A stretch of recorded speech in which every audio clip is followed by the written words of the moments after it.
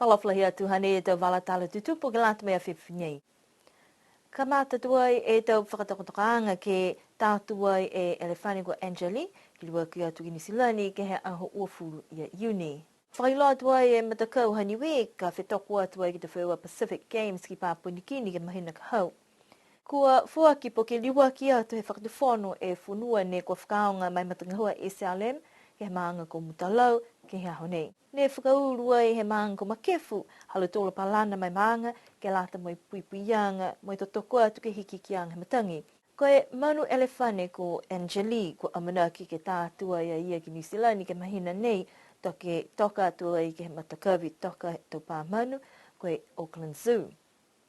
Ne talaia i he whakatufono ke tamai ai e Elefani nei, ne kua fuaki atua i he whakatufono Sri Lanka ke lātai mai Auckland Zoo, ke hukui a ki tahai tau Elefani halu tūlu ni ka mase ke tamu ngāho e kua mole atu. Kua talia fuki ke tamai, moe toka ki niwe, ke tōre mahina ha koe tau whakatokaanga puipui moko. Whakatutala i mo ia ne kua leweki atua i ke whakahoanga nei, ke iloa ko hingoa i te whakatokaanga ke lātua mga nei. Mga nei e mori. Tau si whai whenonga he patu ke liwa tu ke motu ni silani tu ne mamuna ke. Kai hana no whamai ki hatu tora motu. Tō tahe mitaki mo e ei whimena ni kisio ka hapa ke haka tō haia hi mai ke he whanua. Ni kua kisio kua i hanga mitaki ke hana no whanga. Ei whimena ka ke ni kisio ka hapa ai mitaki po ke haka. Hau mola he tau rewikianga mbe mitaki whuki tau rewikianga whai ka hasi pihe i whakasino ni kisio ki ai. Whakatokotakaanga mo i tōru he mga whakapā mo e mutakau nei he Auckland Zoo mo i tōru takitaki ne hai ai. Ke tau si e pānei ke whakatai tō tangata i omi kisikisi ke Elefani. Haka mina whaumua nei ane ke hanu ko tupu ke hatu tōra motu. Si pia ni ke Pasifika. Ke hatu Pasifika e Elefani ni kua hoko mai ke hatu Pasifika ke mga nei. Ko niwe ni kai motu. Ke mga nei ni kua hai ai e Elefani. Pese ni ke naka ke hatu tōru kai ono mai wharu tau kapisinga he wharu tau motu si pihe tu tala lo tōru ai. Homo hai heni ue ko mo e Elefani pia. Kau tu whakamua ne ke Pasifika ka ke mo ke kisia Elefani ko tau si pihe ni. Koe tau whakatokanga ke mai ke tu tangata ke oa atua i ke kisikisi atua i ke Angeli, ato hoku atua i ke hawhleile, tō nā kai hawhangi ke hawhaiumu, hako hai ia tau lawe ke lali ke tātua ia ke whakalele ki riwa atua i ke New Zealand. Ke mga hau nei, kua whakatoka e Elefani ke tāti ke motu ki New Zealand ke hea ho whaiumu, a hua fūru. Hoko mai wakalele hea whaleile a ho whuru mahiu. Si he to mga hoia, taki lahi ka hoko mai ka hato hoko e a whaleile ke kisikisi ke Elefani. Hako e a whaiumu, kua mamuna ki tua i ke pā e kisikisi anga he to tangata, me whakangufu to tangata i mai kisikisi. Hako mamuna ki ke lahi mahaki anga hua hea hoia ke a whaiumu. Haka mamuna ki ke mawhisi tonga hua ke tātou e Elefani.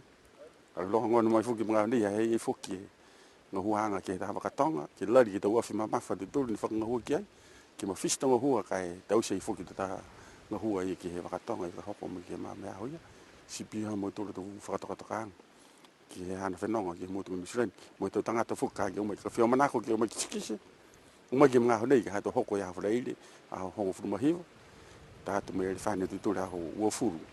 Si pihe whara tō hata kianga ke hatu tōra tu tangata e motu.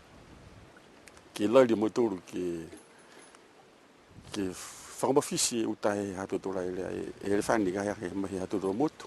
Mai longa whakalohi he tau amana kianga ke tātu e Elefani ko Angelique Nisilani ke a whaiumu koe aho uafuru i a uni.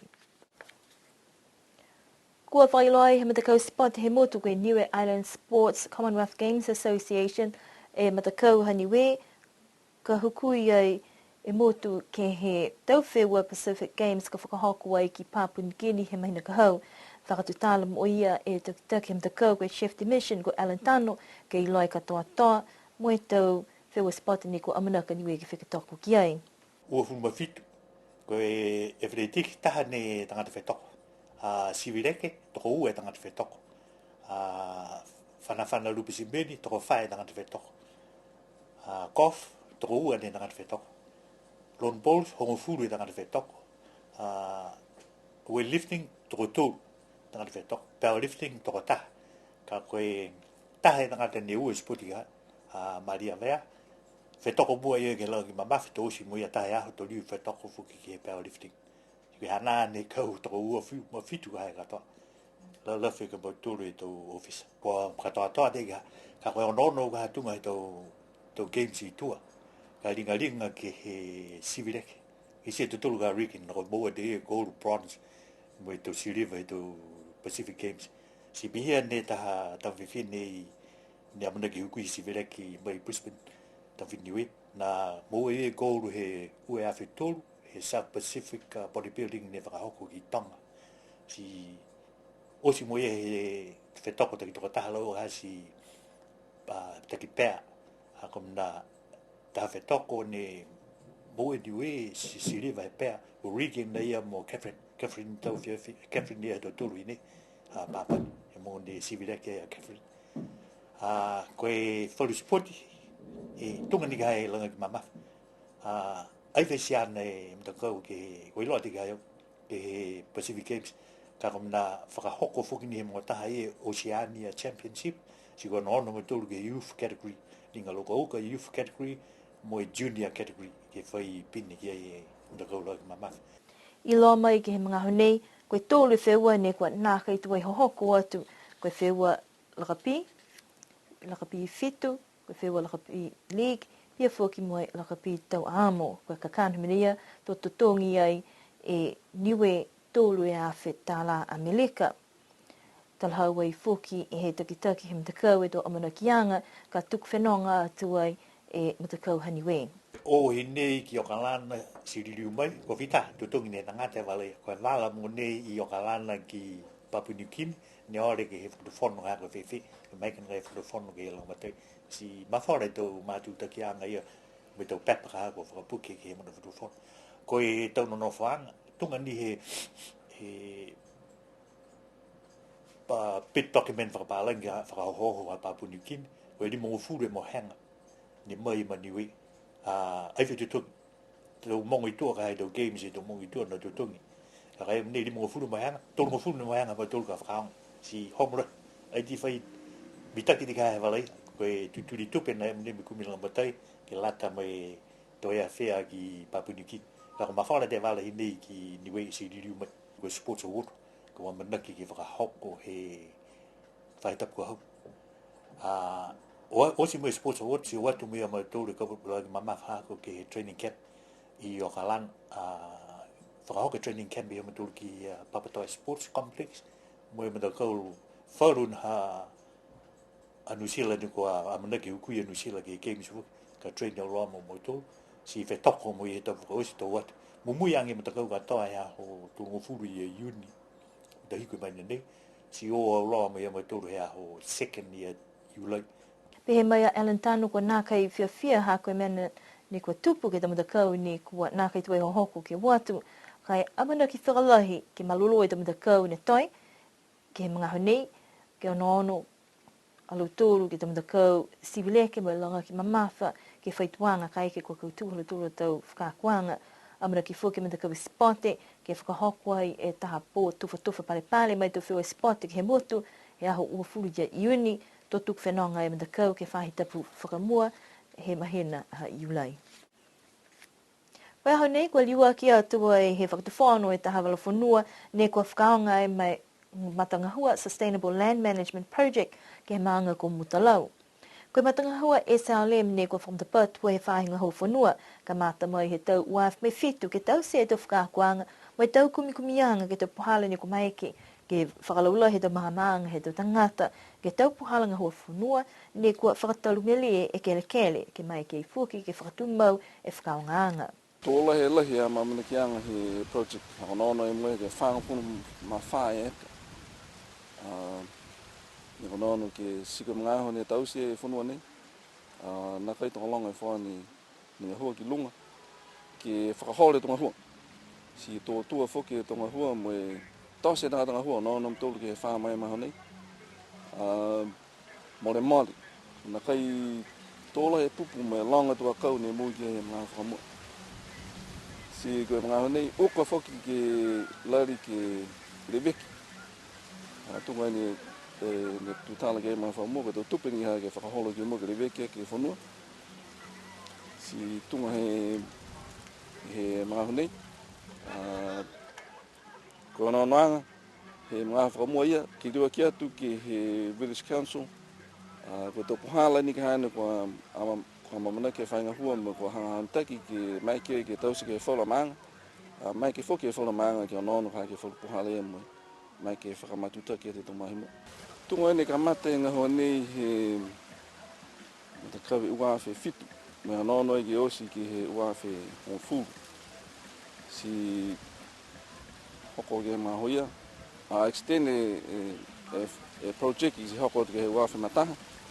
Hako na kai katoa toa e tau ngā hua waangi lunga he whanua. Koe mga hone ka mate i linga koe katoa toa ka hai e tata atu ki he taha miliona ta lai he tupe ne whakatupe mai he chef. Ki whakangahua ke tau ngahua ke he whanua nei. Na kai ni koe whanua nei. Ka e lahi whakita tupe ne maori ka ke tau whakangahuanga e tau consultant. Pia whoki ni mo tau project management ke tau ngahua ke late officer mo tau tangata ni kua lalo ke utanga he project. Ni whakatupi ai he kautaha i UNDP ke whakangahua he whahingahua whanua tua kaumusika ke he tūle tau whakapāmai matutaki atu whoki. Tauri mahi ka mataanga kua mahi ki ai he tau matakau ngahua ke kau whlataha whoki mai tau tangata ngahua he maanga. Ka pihia whoki mai whalu matakau mai whafo ke whakakesi te puhala ngahua mitaki. Whakatutala mo ia e takitaki he whanu takitaki maanga mtalau ke lata mo i halutulu to amamanaki ha kua liwa ki atu tuai e whala whanua nei ke he maanga. Hoko mai tuai mga ho ha ke tuku mai i ngā hua nei mai whaama nei ke motor. Tunga ni he mone kamatai, kumna pureanga mai tamata pia ni kamatang. Ka pe hoko mai mga ho ke usi e ngā hua he project. To tuku mai e whaama ke maanga ke whangahua. Ke utani he mtakau tu whana maanga. Ko ta mena lahi ne ukai ke tate tau fuanonu ke sala ki waia hako mena la mo to toanga ko e farma se moko po certified organic e farma ni si ko e ninga ko mo ala ia to toanga ia he to mahina ko daure to nei ki o mamna ki ke tate tau fuanonu ke tate ke kofua ke pare tau fuanonu ia i waia. Hane ko hauku mai tuai mga haki liwa ki a te lewe ki angi maanga a manaki ke mai ke ngahua whalataha mo e whakatumau e tau ngahua whanua. Whakatutala i whoki mo e taha e tau ngata whanua koe e ke pule whoki maanga ne kua laumatai at ke whakaloanga nei ta lima he kamatanga. Na whakaingoe mo tūle he kamatanga koe poka aonga i whafo. Ke mua me tau whakako anga kehi he puhala ke liwekia ke whanua. Ka mata mai he tau vehe he tau wala whanua, tau tangata ngahua ke he whahi whakawhiri whanua, tau whanau ngahua whoki he whahi ngahua he whahi ngahua whanua, ki hia ni me tau whakakoanga he tau whanau whuata tunga ia whamua, moe matakau mo lau tōnu ni ngahua, ke whahi ngahua ses kere ni va i roi tu ke whai ngā hua se moko vai o keni. Ronge whakakoanga ke he hala ma mau ni o mai o mole hong fulu tau. Ke he ke tau whakakoanga ni mua mai. Mi taki fulu whakakoanga, ai mi taki fulu whakakoanga. Tunga ka hahe monga ni tau sei, ke whala nuki ke he tau whuata. E ngā hua, whakaanga ngā hua, moa mai whalua tupe mai he tau fua he whanua, ke lata mi tonga hua, he tau mi takau whata.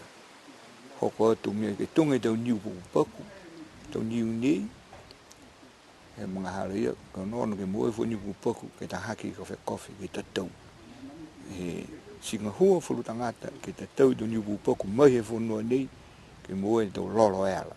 Koe amara ki anga tu mai ke whainga hua, ke ngā hua mai maanga ke tau laumatai, ke whakaholu ki mua, ke hononu hanga he kelekele, si koe whakameanga, he wala whanua nei, koe liwa ki atu me toka atu ai ke he whanua takitaki maanga. Koe whahi tapu ka mole atu ne ko iloa ko whakauru ai, e taha pepa fōu ke maanga ko makefu, ha koe taha whakaharuanga he matangahua Global Climate Change Alliance. Koe matangahua nei ne kua whakatupi ai he European Union, koe puhala mai ke he aonga pulotu hea tupu si whakatanga ko USB, ne liweki atu ki ai e Bertha Tonghai he kamata i he tau wāwhiang whamaua. Mai he whakaharuanga ia ne whiwhiri ai toko tōru e maanga ke whakamutapatu ki ai, ko tamukotonga awasele mo makefu. Ko whai mga he ngahua e komisi mo e tautangata ngahua he maanga makefu ke halo tōru a pepa ke whakapapahi ke he tau puipianga, ke tau whamutangi, ne kua whakahauru ai ke halo tōru a tau ngahua. Talahau e hukui he tau whiwhine ke loto he komisi ko Marianne Tālangi, we hiki ki ang he matangi wele kua ne kua tupi lahi lalo langi ai, mua atu ke he tau momo i tangata ne kua nonofu ai ke he tau matakawi tata atu ke he tahi. Ko makefu taha maanga ne kua lauia lahi ke he tau matangi a whaa ke he tau mga kua mali atu, kua mai ke he maanga ke ngahua whalataha e whono tuktik maanga, moi komisi ngahua nei he matangahua ke whono langa taha he tau whahi tapu, tati taha ke whakatokatoka, whakapapahi te man ki loto he palana, koe pepa nei ni kua amanaki e lang matai atu ai ke tau whakaholoanga he maanga mai he ua whiong mawha ke ua awhi ua fu mawha ki se tu pohala ni kua mai ke tau toko atu ai ke hiki ki ang he tau matangi mo e pui pui fu ke tau mumui tangata ki loto he maanga. Whakau si mahi nei hatu tūla tau wala tātu tupu amanaki ke liriu whilwepe nei fu ke whahitap kahau ke manui nei o ke whahatapu mua te kalau tūlu ni kua amanaki ke whetoko atu ai ke tau whiua fusieka whetoko he Black Hearts ni kua whakatoka he whai whenonga e vava whalataha i me whahinga hu fusieka ke manui nei tau whakahoanga ia, tō liriu ke whilwepe fuki he whahitap kahau. Unini po.